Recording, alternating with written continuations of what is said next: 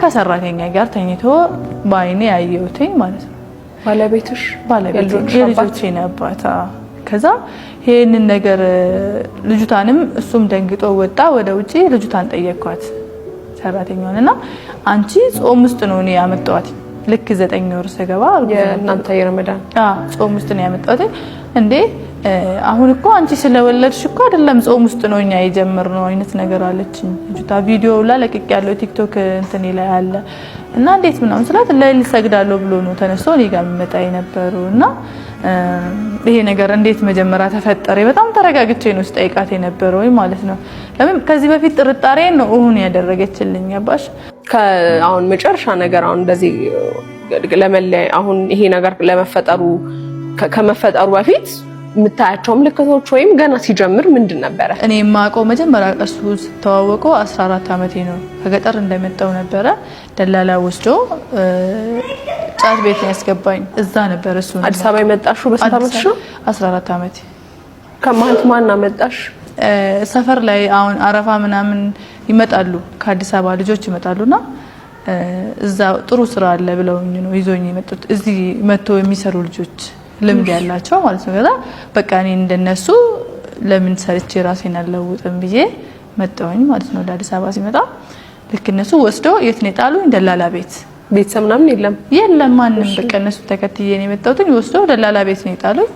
እነሱ ስራ ገቡ ልምድ ስላላቸው ያው እኔ ልምድ የሌላት በሚባል የሚወስደኝ ሰው አጣው ማለት ነው። እዛ ደላላ ቤት አንድ ቀን አድርኩኝ። በማግስቱ ልምድ የማይፈልግ ስራ አለ ብለው ይዘውኝ ሄዱ። ይዘውኝ የት ሄዳሉ?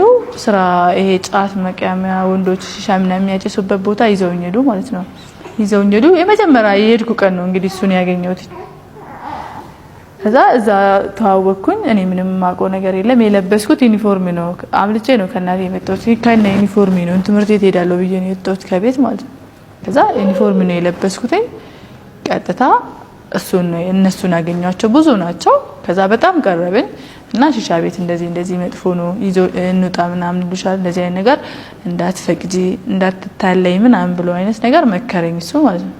ከዛ በዛን ሰዓት እኔን የሚመክረኝ ሰው አልነበረም። እሱ ስለመከረኝ በጣም አቀረብኩኝ ወደ ራሴ።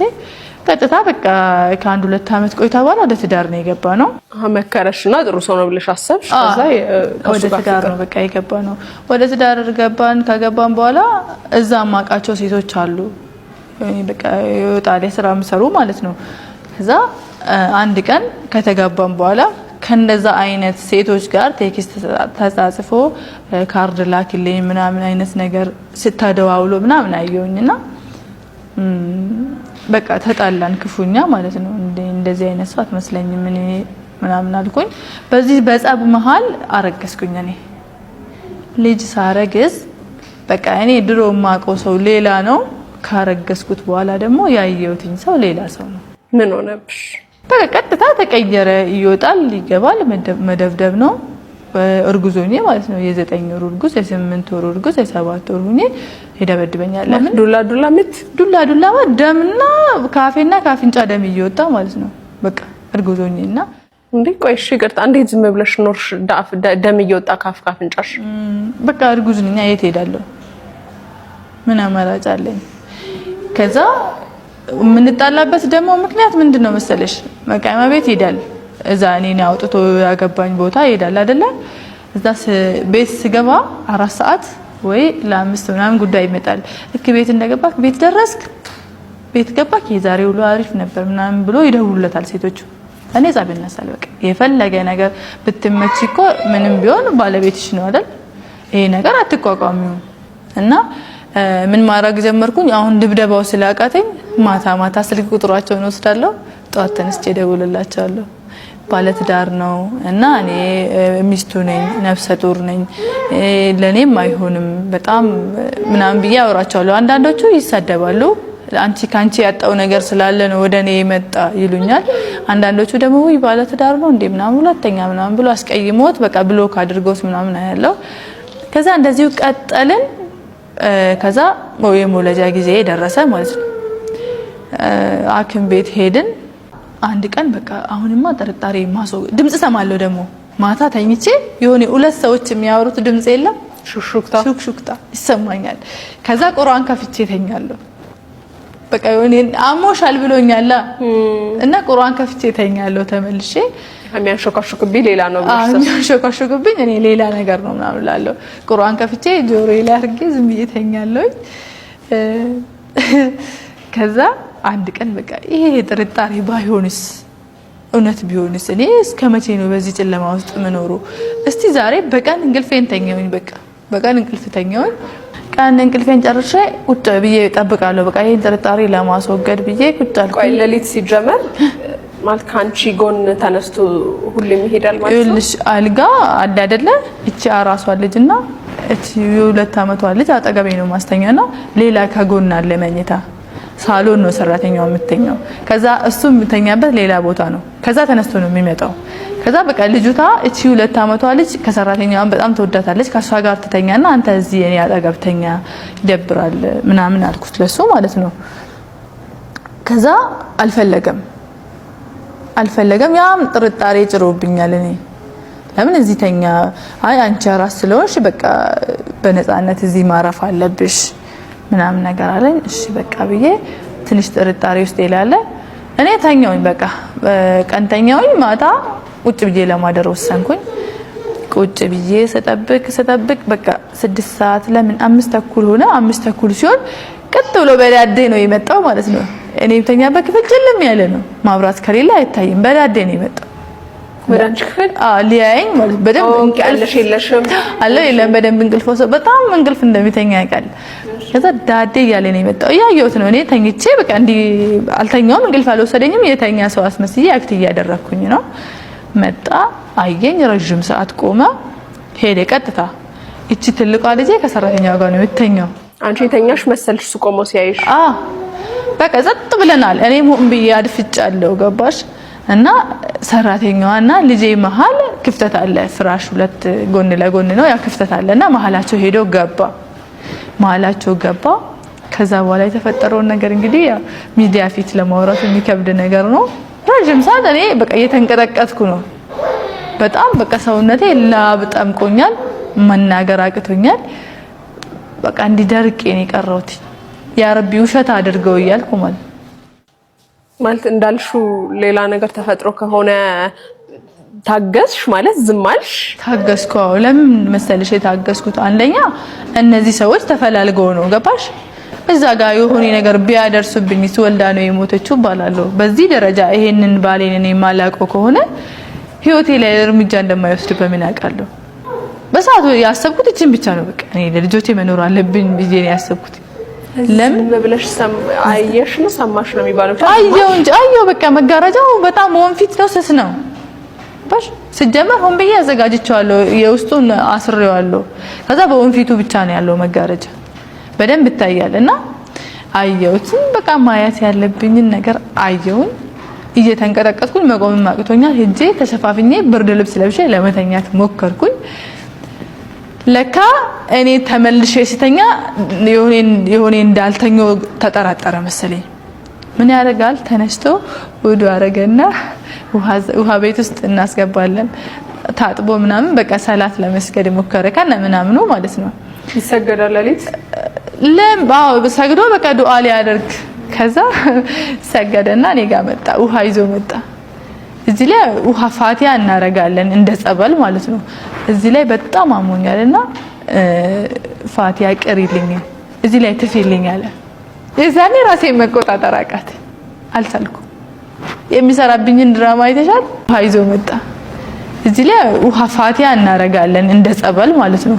እዚህ ላይ በጣም አሞኛልና ፋቲያ ቅሪልኝ እዚህ ላይ ትፊልኝ አለ። የዛኔ ራሴን መቆጣጠር አልቻልኩም። የሚሰራብኝን ድራማ አይተሻል? እንዳልጠረጠር ወይ ደግሞ ማየት አለማየትን እርግጠኛ ለመሆን ማለት ነው። ያቺን ድራማ ይሰራት አይታኛለች አላየችም የሚሉኝ። ከዛ ሌላ ጊዜ አመመኝ ስላይ በጣም ነው የምደነግጠው። በቃ በጣም አመመው። በቃ ምንድነው እኔ በቃ ማስበው ስለ ህይወታችን ነው። ገባሽ? እና ሲያሞ በጣም ነው የምጨነቀው። እንደዛ ያቀኛል። ይዞ መጣ፣ ውሃ ይዞ መጣ። እዚህ ላይ ዱዓ አድርግልኝ አለ። ጸልይልኝ እዚህ ላይ ማለቱ ነው።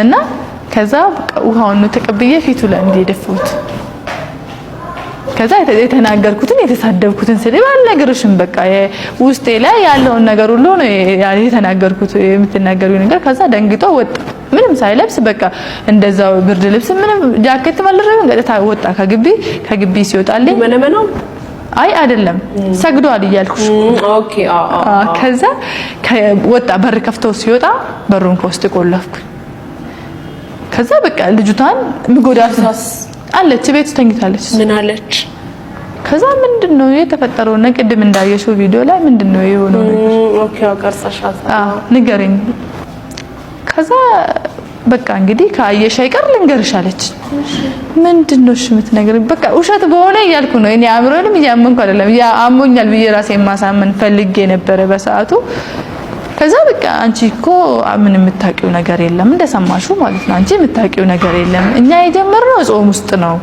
ጾም ውስጥ እንዴት ምናምን ስላል አንቺ ክትትል ሄደሽ ነበረ እርግዝና ቼክአፕ ነበርኝ እኔ ክትትል ሄጄ በሄድኩበት እቺ የ2 አመቷ ልጅ ጡጦ ተጠባለች ከዛ አልጋ ላይ ተኝታ እሱ ደግሞ ከውጭ መጥቶ እኔ ክትትል እንደሄድኩ ያውቃል ደውዬ ነው ተነጋግረናል በስልክ ያን ሰዓት እኔ ክትትል እንደሄድኩ ስለሚያውቅ ወደ ቤት መጣ ሆን ብሎ ማለት ነው ከዛ እሱ ሲመጣ አልጋ ላይ ትንሿ ልጅ ተኝታለች ከዛ ልጅቷን ነይ ጡጦ ስጫት ብሎ ይጠራታል ሰራተኛዋን ማለት ነው ከዛ እንግዲህ ጡጦ ልሰጣት ለህፃና ጡጦ ለመስጠት በመጣውበት ሰዓት ነው ይዞ ይሄንን ነገር ያደረሰብኝ ከዛ በኋላ ደግሞ አንዴ የሆነ ነገር ሆኗል ላንቺም ከነገርኩሽ ትዳርሽም ማፍረስ ነው የኔ ህይወት አንዴ ተበላሽቷል ብዬ ነው አንቺንም አርሼ በቃ እወጣለሁ ብዬ ዝም ያልኩት አለች ማለት አንቺን በማረስ ውስጥ ይሄ ጥቃት ሁሉ በተደጋጋሚ ፈጸመባትም ከሆነ በቃ እንግዲህ ምን ይደረጋል ብላ አንዴ ሆኗል ብዬ ነው አለች እንግዲህ እሷ ለኔ ያለች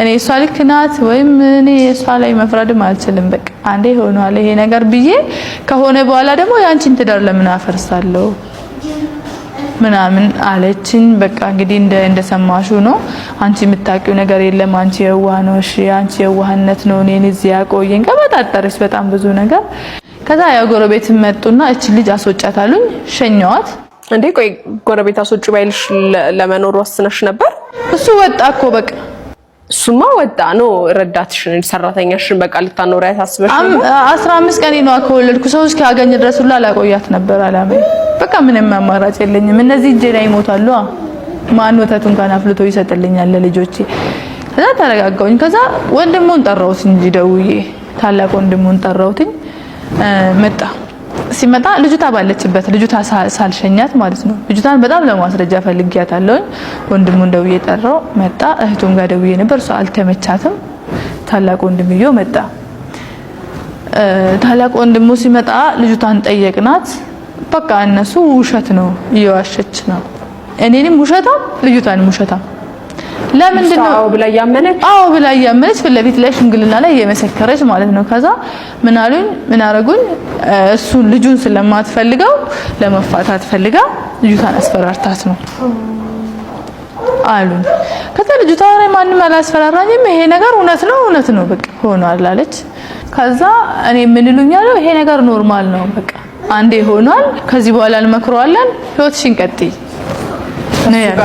ከሱ ጋር አብሬ ማለት ነው ህይወትሽን ቀጥይ እንመክረዋለን በቃ ይመለሳል ስንት አመት ሙሉ ቤተሰብ መክሮት ያልተመለሰ አሁን ለኔ አይመለስምና አልፈልግም አልኳቸው ከዛ በቃ 45 ቀን እንኳን ይሙላሽ እስከዛ ቤት ይግባና ለልጆቹ ወተት ምናምን የሚያስፈልገው ነገር ይስጣሉ እሺ ብዬ ገባ ቤት ልጅቷ ወጣች በቃ ልጅቷ ከወጣች በኋላ ሰፈር ላይ በቃ በጣም ተሸማቀቀ ሰፈር ላይ ወደ ቤት አፈረ ይሄ ነገር ብዙ ጆሮ ላይ ገብቷልና ከዛ ምን ያረጋል ለቀንጣዋት ይቅርታ ወተሽ ተናገርሽ ለአካባቢው ሰው እንዴት አወቀ ሰው ትዳር ሆኖ ሚስት ያለው ሄዶ ዚና ከሰራ ይገደል ነው የሚለው እምነቱ ወይ ባለ ትዳር ካልሆነ ደግሞ ይገረፍ ነው ብሎ አላቀም የነገሩኝ ነው የነገሩሽ እና ይሄን ይገደል ማለሉም እነሱ ሴት ልጅ ባሏን ካልታዘዘች ምግብ አለማብላት ይችላል ምንም ነገር አለማድረግ ይችላል ትራስ ታዛዡ